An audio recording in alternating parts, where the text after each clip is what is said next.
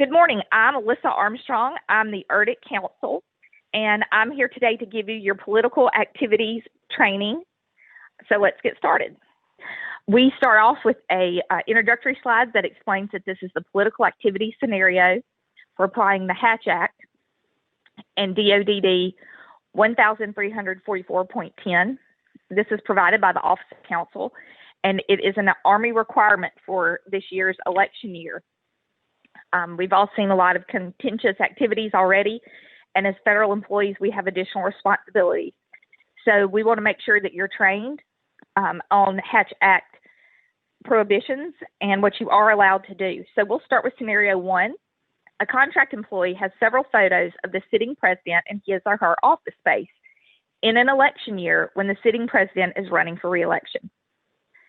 The employee's office space has a life-size cardboard cutout of the sitting president, a photo that has been in the employee's office for 5 years showing the employee together with the sitting president at the employee's cousin's wedding, a photo of the sitting president meeting with the head of state, i.e. conducting official business, a campaign photo of the sitting president signing a treaty, which is also conducting official business, a photo of the sitting president from a magazine, and an official photo of the sitting president in the federal building is right outside the employee's office space.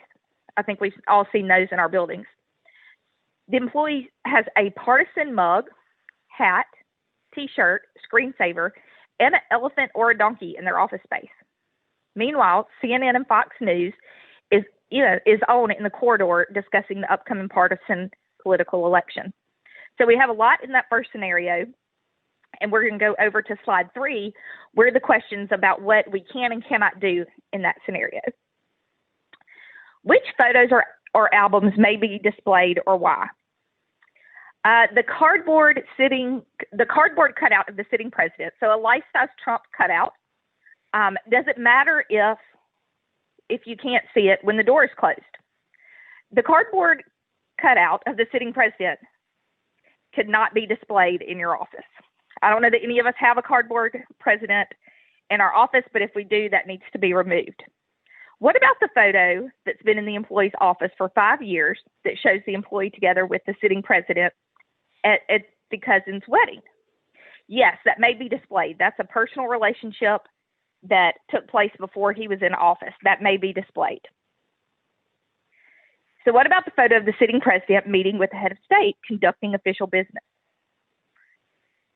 Yes, that may. That may be displayed in your office if that is how you choose to decorate your office. But a campaign photo of a sitting president signing an official treaty, even though it's conducting official business, no, you may not have campaign photos in your office on display. What about the photo of a sitting president from a magazine? Again, you cannot display that. That is not part of official business. That would be considered partisan, and you may not display that in your office. And what about the official photo of the sitting president in the federal building right outside the employee's office space? That is allowed. Those are official photos that are put up in GSA offices, and they're also in every one of our buildings, I believe. So then we come down to more decorations, less specific to the president, but more specific to partisan, traditionally what we would think of as Republican or Democrat. What about that partisan mug, hat, t-shirt, screensaver, or elephant/donkey in their office? And the answer is no. You cannot have those things in your office while you're a federal employee. Now, if the elephant or the donkey if they're pictures of you on a safari with the elephant, then that's probably going to be okay. But when the elephant and donkey start to have partisan qualities, then they're not going to be appropriate for your office. And here's one that's gotten interesting lately with network news.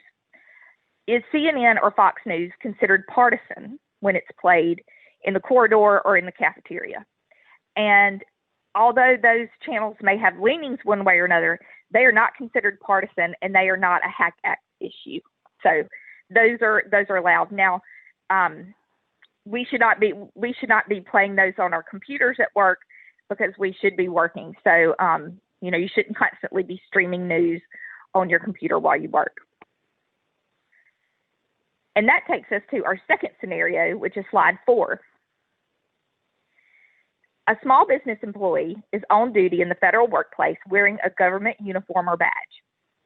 At lunch, when they are not on duty, he or she is at her desk talking to a group of federal coworkers who are also at lunch and not on duty.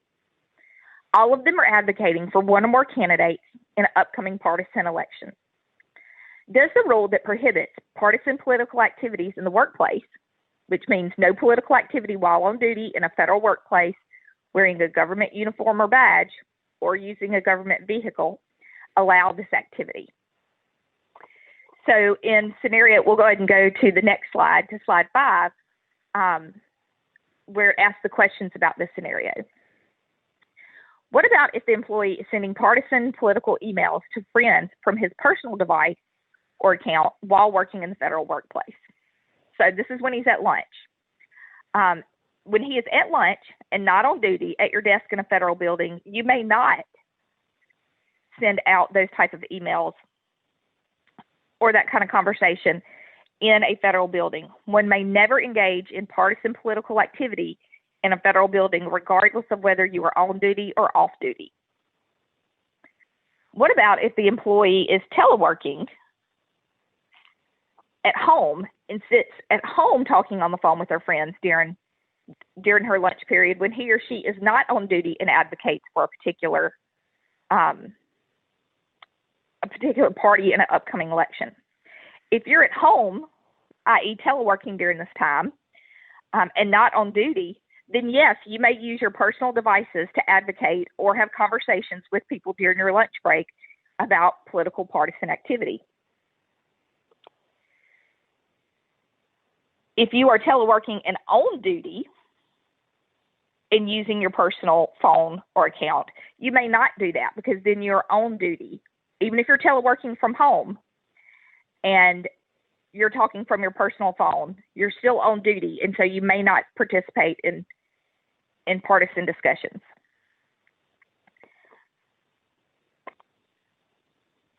What about, we're going on to slide 6 now, what about if the employee is teleworking at home and has a work video conference where a partisan political sign behind him or her is visible during the call? Video teleconference from home with partisan political signs are not allowed to be visible during your teleconference. So you can't have a Republican National Convention flag in the background. I don't know if that's a real thing, but if it is, you can't have that. What about if the employee leaves the workplace, i.e. the federal building or telework location, putting their federal badge in their pocket to meet friends for lunch and advocates for a particular candidate in the upcoming election?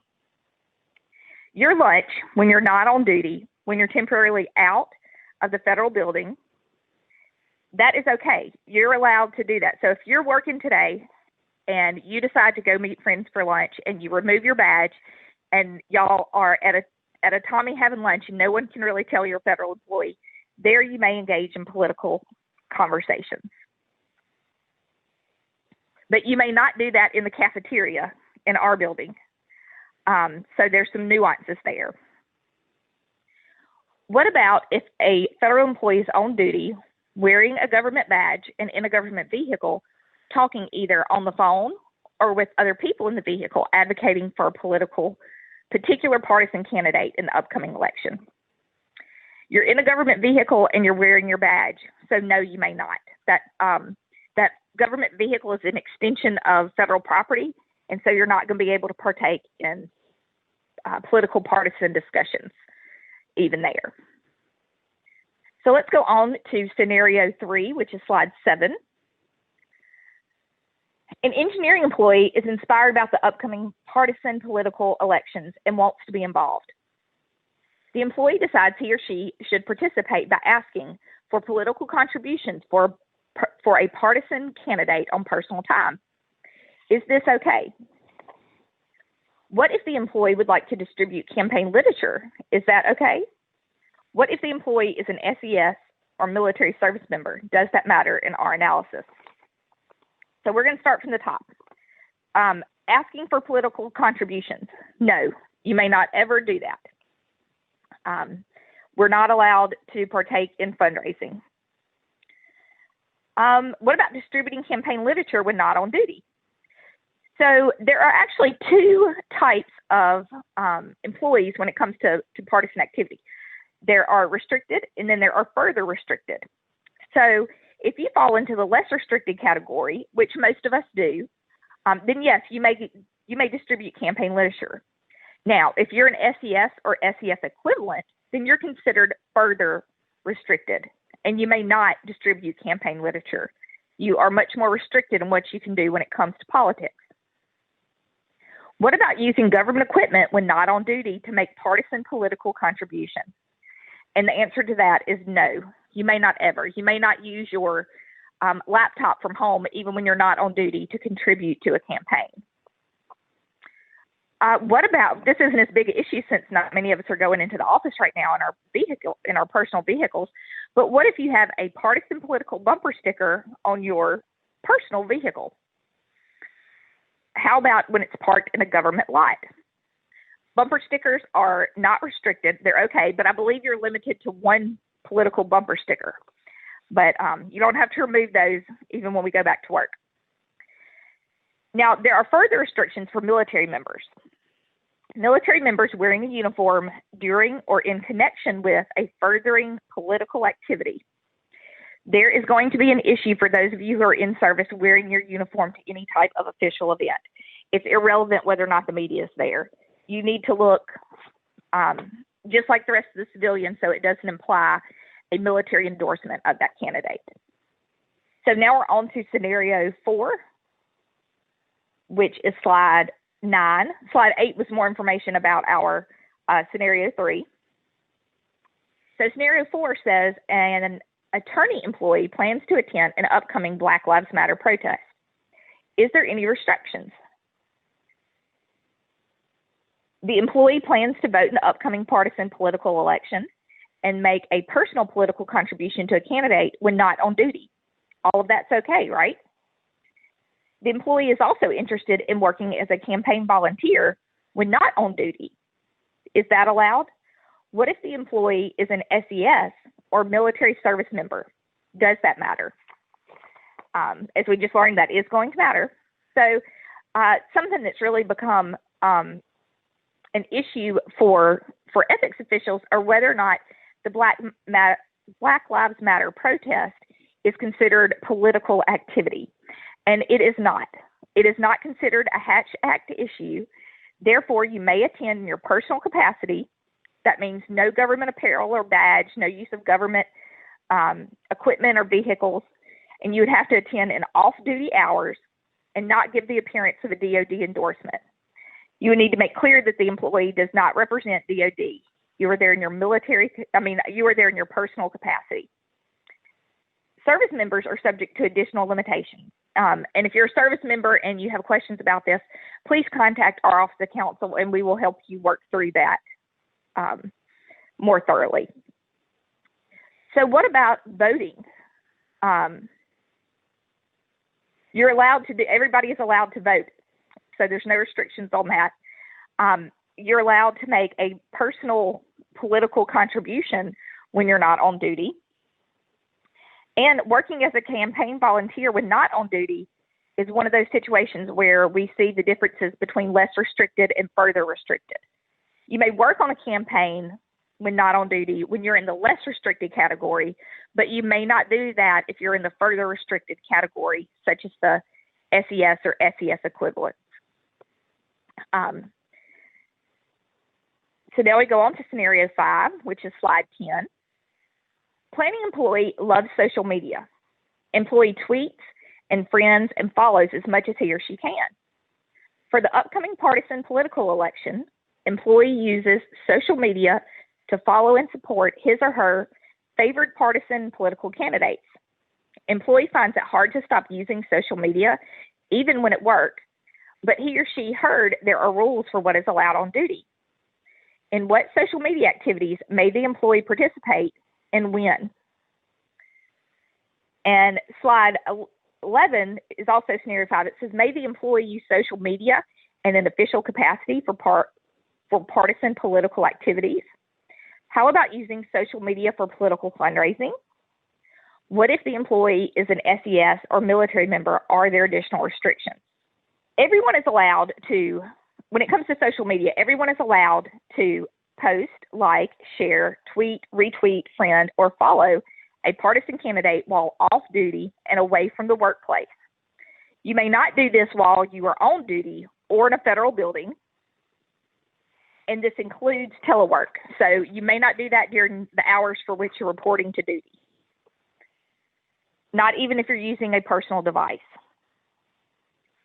You may use social media in official capacity to engage. The question is, may you use social media in an official capacity to engage in political activity? And that is an animate no. The Department of Defense should be neutral, and we need to make sure that we are conveying that through our social media as well. You are also not allowed to use social media for political fundraising. And further restricted employees and military employees may not post or link to campaign partisan materials or share such on Facebook pages or content or repost from these entities to Twitter accounts. So, just as mentioned, if you believe you're a further restricted employee or you're not sure if you're a further restricted employee, please contact our office and we will be glad to work through the issues with you. Our last slide is slide 12, and that gives you the contacts for the ethics counselors. I am Alyssa Armstrong, and I will be glad to answer any of your questions for any of the labs. Of course, Thurl has their sitting attorney, Brian Lynch, there, and Gary Pasternak is at Krell. But if at any point you have questions about the activities you want to participate in, please don't hesitate to call us, because it is much easier to help you get the right answer on the front end rather than try to clean up something that was a violation. Thank y'all for listening. We are tracking your training through this to report to headquarters. So thank you for taking your training.